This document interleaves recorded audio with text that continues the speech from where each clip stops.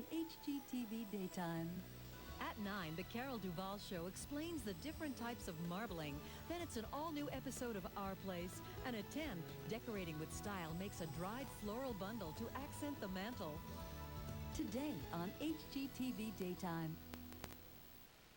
What's typical about Mary Ellen? Not much. Oh, hi. That's it. Hey, pretty nifty. But her simple tips will put your home in tip-top shape. You know, I've never met a trash bag I didn't like. Typical Mary Ellen. Today at 11 on HGTV.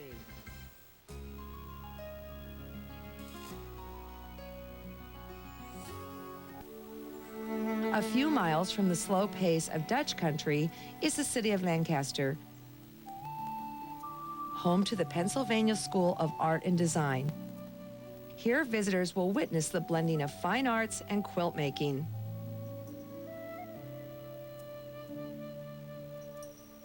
The name of the exhibit is Crossover Quilts, artists who use quilt making in their work.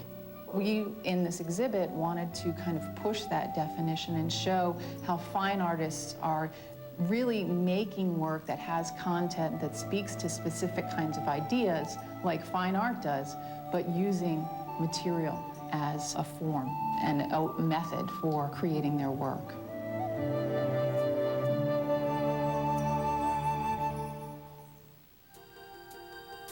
Like so many quilters, these artist styles have evolved. Take this quilt, for example. Although far from cozy, it does make a high-tech comment on the fast-changing computer industry. This piece is by Bernie Rowell. It's called Computer Scrap Quilt 2, and it incorporates fiber, paint on canvas, and sewn materials that come from computer leftovers. She incorporates items that she finds in the natural environment that have been left over from machine parts. She thinks that these items that are part of our natural world are just as much a material that can be incorporated into quilt making as fabric is. This is a trilogy work called Stones and Copper, Hands 2, and Dice. What this artist is doing is combining a very untraditional technique of Polaroid transfer in combination with a very traditional concern of quilt making, which is patterning and repetition to create these images.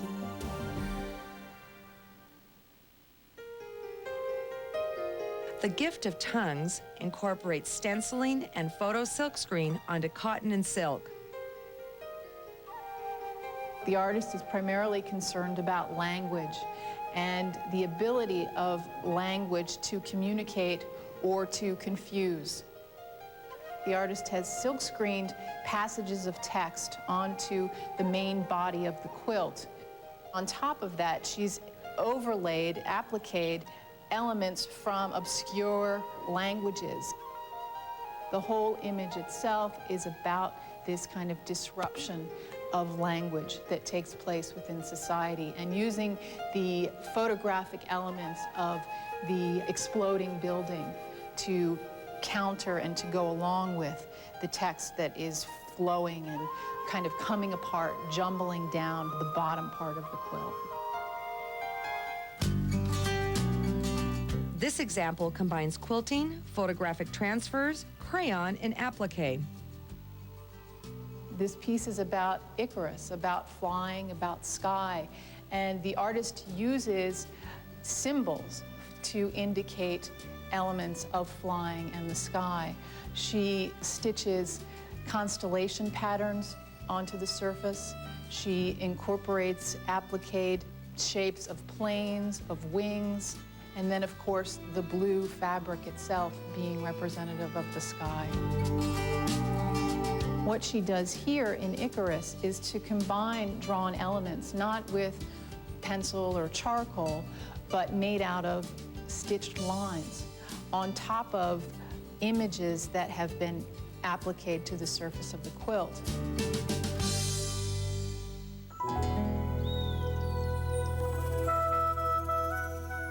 Possibilities is a fitting name for this piece where the artist dares the definition of a quilt. For her, a quilt is simply something that combines two surfaces together, whether they be juxtaposed, whether they be actually joined. At first glance, you might think that the material used here is leather, but it's actually made up of 150 handmade books, taking recycling to a new height. What these books have been made of are very common, humble materials like brown paper bags that she has very carefully and laboriously stenciled and dyed to create these very rich and ornate and exotic kinds of objects. I think with this art quilt kind of tradition that these artists want to kind of put a new name on quilt making and kind of push the boundaries of what's expected in terms of quilts. So if you're tired of recycling old ideas, perhaps these crossover quilts will renew your inspiration and push the boundaries of your imagination. What an interesting exhibit. More than 5 million people visit Lancaster County every year to see quilts and quilt-related exhibits. Coming up, we'll show you how to make artwork of your clothing when Simply Quilts returns.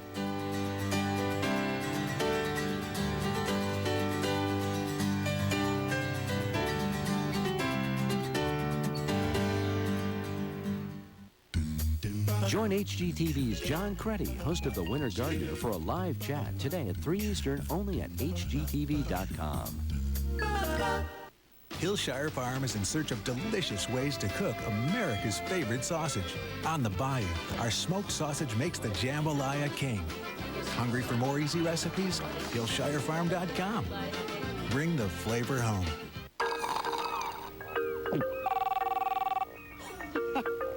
Don't get that, Frank.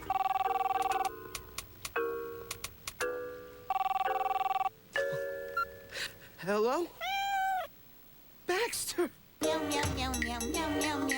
Only Meow Mix Seafood Middles has the seafood flavors cats crave with a crunch they can't resist. It tastes so good, cats ask for it by name. I'm coming, Baxter! Meow Mix brand cat food in original and crunchy seafood middles. You have a new baby girl. It's all about her. You're a bit overprotective and proud of it. Your home is now her home. Like we said, it's all about her. Life's an ongoing project. Ace. Look! All new ready-to-bake cookies from Pillsbury. Cookie-shaped dough you simply place and bake. There's never been an easier way to bake warm, gooey chocolate chip cookies. HGTV invites you to an incredible Saturday night of decorating tips, ideas, and inspiration. This week... Hi, I'm Joan Steffen, and on the next Decorating Sense, we will take a bland bedroom with no closet space and turn it into a storage-filled, shabby chic haven for under $500. Then, room by room sparks up a bland room with an explosion of color and pizzazz. A whole night of shows that are just your style. Design Time Saturday night. This Saturday, only on Home and Garden Television.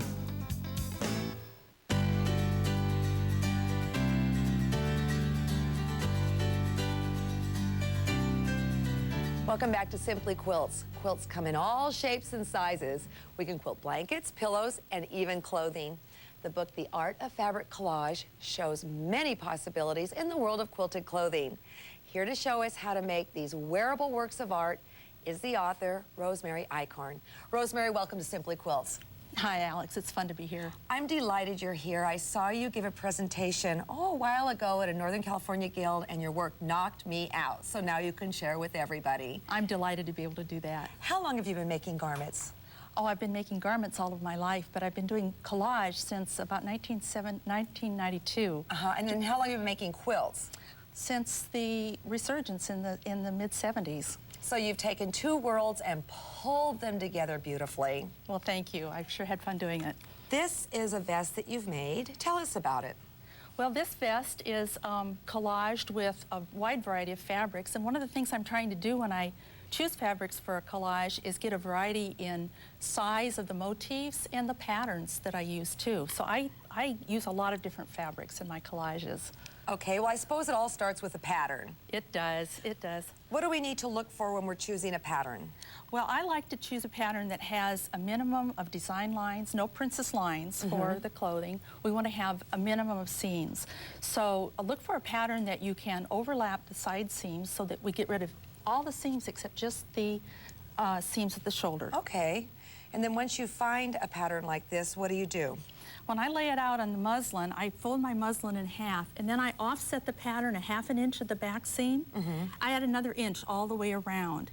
This is going to be taken up in the stitching. We're going to be doing stitching all over this whole collage.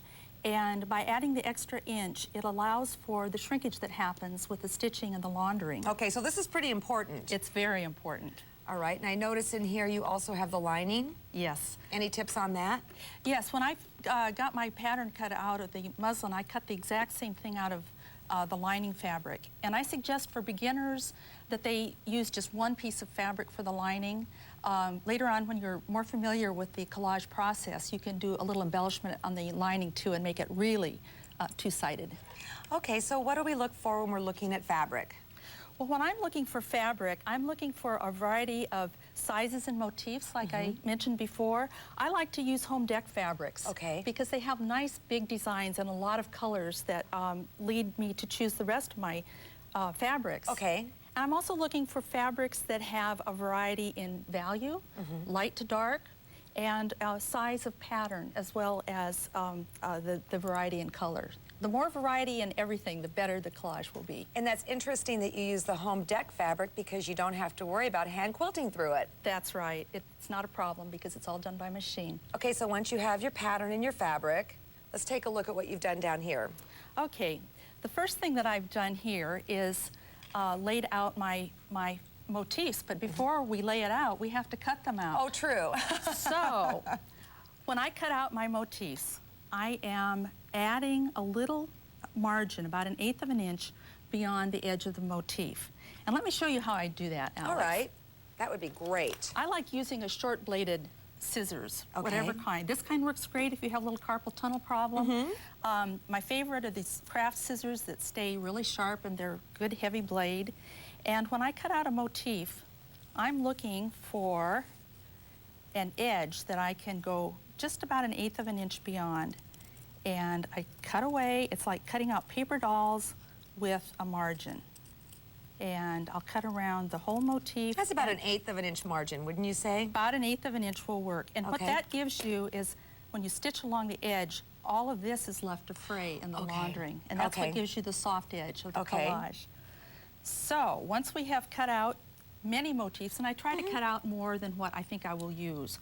Once I've done that, I lay out the large motifs in creating sort of the bones of the design. I like to get my basic design laid out so that I know where I'm going from there before I start adding the background fabrics. Okay. You have this bird here. Would you use this on this vest?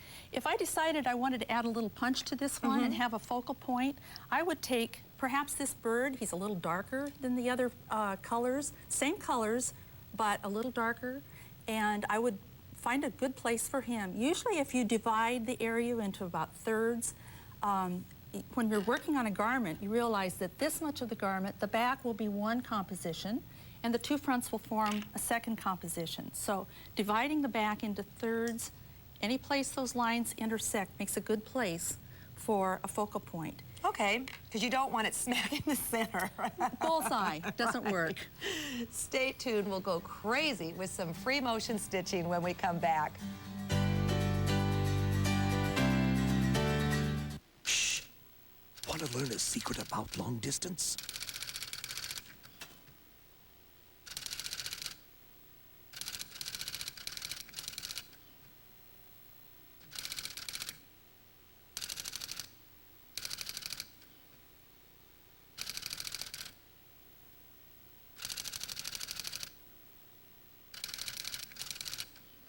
Let's compare those prices again. AT&T, 7 cents. IDT, just a nickel. Sprint charges 10 cents on weekdays, and MCI charges a quarter. While IDT charges one flat rate all the time. 5 cents a minute, 24 hours a day, 7 days a week.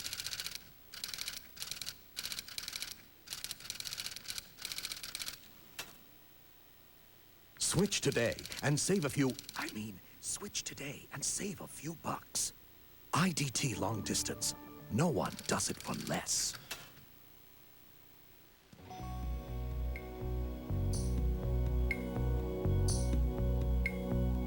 This'll make you feel warm all over. The big President's Day weekend sale at Sears. Save 45 to 80% when you take an extra 25% off already reduced apparel, home fashions, and shoes. Hey, it'll be bigger than expected. The Sears Big Weekend Sale.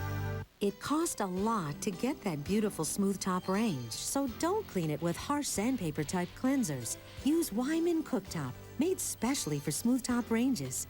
Even soft scrubbing cleansers can damage your range's finish, and they can't bring back the shine. Cooktop does. It helps revitalize old ranges and keeps new ones looking beautiful.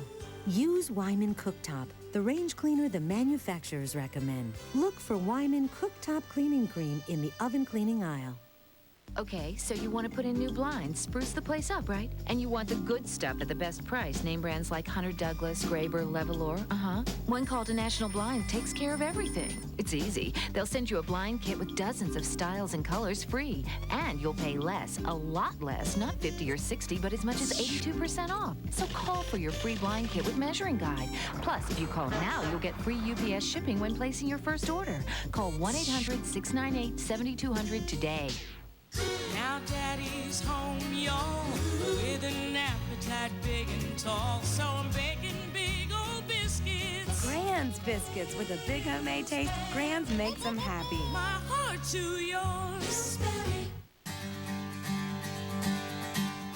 Welcome back, I'm Alex Anderson. What better way to show off your unique style as a quilter than to make your own clothing?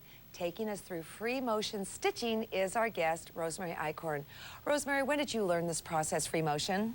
Well, I started doing free motion stitching back in the mid-'70s when I was taking a graduate level class at San Jose State. And the instructor asked me if I would do a demonstration on how to use a sewing machine to do free motion stitching. So I had to go home really quick. I had to go home really quick and learn how to do it.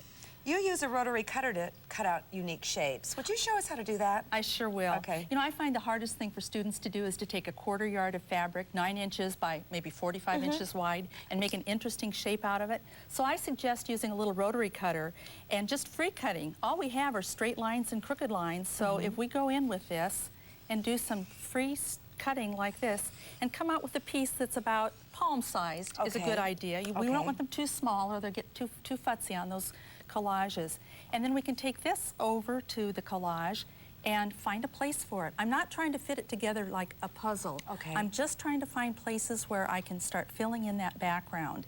And when I have an interesting shape like this, I see a little hole here, I'll come in with another interesting shape that maybe fills up this area, and that's how I build up the layers. This is just like playing. It is playing. There is nothing serious about this, and the more playing you do, the better it'll come out. Now here, you've created a whole back. We do have the whole back laid out now, and you can see where the little bits of colored fabric are poking their way out from behind the motifs that were laid on first. Any tricks with pinning? Yes, I find that the pins are the really unhappy part of doing collage because all these pins have to go to the sewing machine. And I've worked out a way that if we pin with a little extra step, instead of just taking the bite like we normally do, if you take that tip and poke it right down into the sandwich, hide it in there, and just take an extra second to slip the pin all the way in, it makes it a lot easier when you go to the sewing machine. No kidding. Not as many pokes. Okay, so once you have everything pinned in place, what's the next step? Okay, once I have all the pinning done, I go to the sewing machine and set it up for free motion stitching. All right. What do we need to do? Well, first of all, we need to have the right foot. And any of the feet that are made for quilting or free motion stitching, or many of our instruction manuals call it darning. Okay, and here's a total assortment of them. Yes, we have everything from a quilting foot right here to a generic one on the end with the purple on it, and a lot of other feet that are made for darning or free motion stitching. And what are the properties of them? They all have a little spring in them. Okay. And none of them... Oh, it moves. It does, and that keeps it out of the way when the machine is operating. It lifts it out of the way so that it never makes contact with the machine bed, and the only way that you can get fabric to move underneath the machine is to move it with your hands. Okay. Now, anything with tension? If you're using a novelty thread, such as a metallic or a thread that has holographic properties, you can loosen the tension a little bit. Every machine's different, and you'll have to play with yours to check Well, you that out. have brought an assortment of threads. Is one better than the other? They're all just different. They're all fun to use, and it's a fun way to get really well acquainted with your machine and learning how to change the tension to accommodate the different threads. Okay, now when you approach the back of the vest or wherever, what do you do when you actually stitch it? Now, you will be doing free motion for us, but I have to know what the plan is on here. Okay, my first plan is to get rid of all those pins. So I will start at an edge, say up here on this edge, remove this pin. If I can hit an edge on my way to another pin, I will do that. I'll go through the whole collage, just like the old kids game, playing dot to dot or connect the dots. And once I've gotten rid of all the pins, then I go back and make sure that I have stitched along the edge of every motif. And when I'm doing that, I'm stitching about 1/8 of an inch away, so that I'll have those edges that can fluff up in the final process. And I'm also then going to go back and stitch through the body of all of the pieces of fabric. Okay, at what point do you go crazy over the whole thing? After all the pins are gone. Okay. Now you have some neat ideas on how to hold this. You have this. Well, when we first go to the machine, if you've never done free motion stitching before, it's a good idea to practice maybe just off the machine with your hands. And I find that my hands are sometimes a little slippery, and when I go to the machine, my fingers are actually slipping on the fabric. So I use some of the finger moistener like bank tellers would use to sort checks. Then, with that on my fingers, I can really get some good tension and move the fabric. It's really important to remember that the fabric's not going to move unless you move it with your hands. Will you show us how you do it? I noticed you dropped the feed dogs. I did. I dropped the feed dogs, and also if your machine has a needle down position, this is a good time to employ it. Okay. And I'll start stitching here. And keep in mind again that the stitching is only going to happen when I move my hands. If I don't move my hands, it's going to stitch in one place and make a big knot. We can move any direction, sideways, forwards. I can write my name. I can write your name.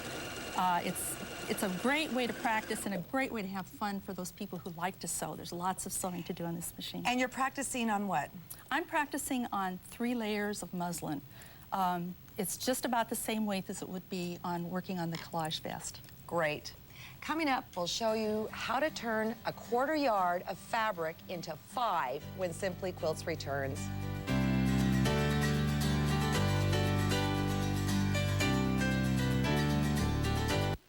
Information about the products or projects on today's episode is available by visiting our website at HGTV.com or by calling 865-694-7879, Monday through Friday, 9 a.m. to 5 p.m. Eastern. Please note today's episode number. Yesterday, finding anything at a home improvement store meant searching for hours, getting dirty, and lost. People accepted this. Today, there's Lowe's, and there's order in the world. The 3/4 inch bolts are where it says 3/4 inch bolts. Plumbing? Well, that's in plumbing.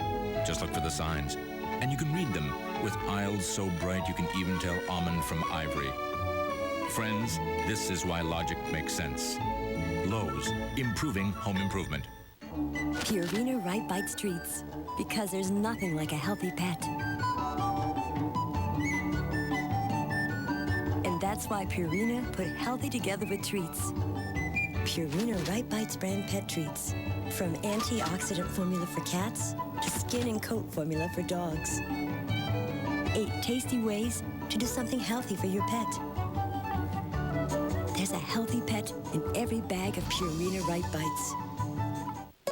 The sun, your shades, a rainbow in the palm of your hand, something cozy, someplace homey. Whatever you dream, you can create. At Joann, we have the inspiration, the notions, and ideas outside the box. Save now on apparel fabrics to create must-have fashions this spring. Joann Fabrics and Crafts and Joann ETC. I remember times of laughter and friends coming over for the evening. Life was good and simple. Experience the old-world craftsmanship of French-inspired Maison Lenoir. Maison Lenoir by Broyhill. A modern twist on classic style. This Daily Almanac is brought to you by Princess Cruises. This is February 16th. If you received roses for Valentine's Day, don't throw them out when they start to wilt. Try drying them to make a decorative floral bundle. They'll keep their shape upright if you hang them upside down. Once dry, put them in a pot with some marbles at the bottom for weight. Place floral styrofoam inside and cover with moss. Finally, add the roses.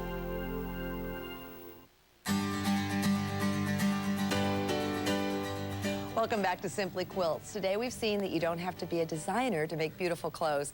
Finishing our project is teacher Rosemary Eichorn. Rosemary, what's next? Now we're going to launder the vest, and I just do it with a bunch of towels, my normal laundry. And that's how you get the great fuzzy little edges. That brings all the texture up. Okay, then what?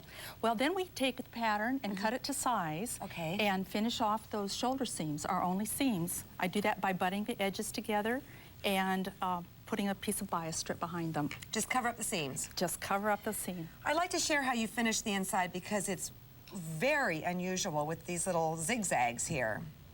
These are half square triangles.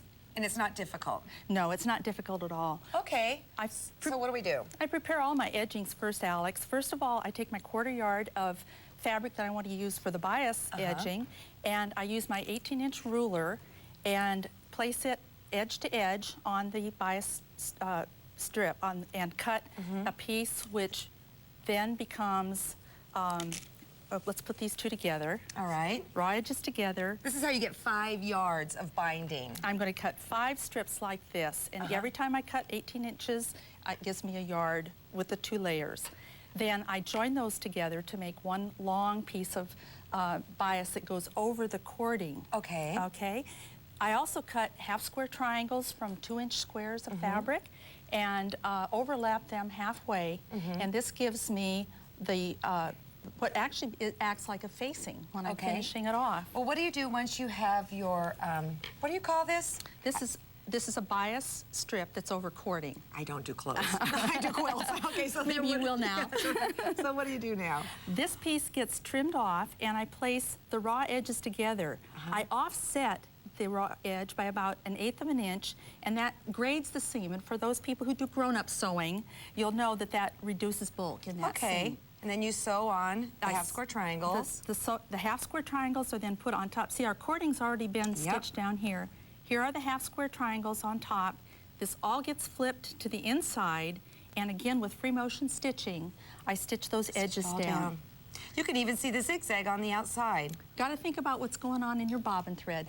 Thank you so much for coming. Thanks, it's been a pleasure. Your work is beautiful. Thank you. And thank you for joining us today on Simply Quilts.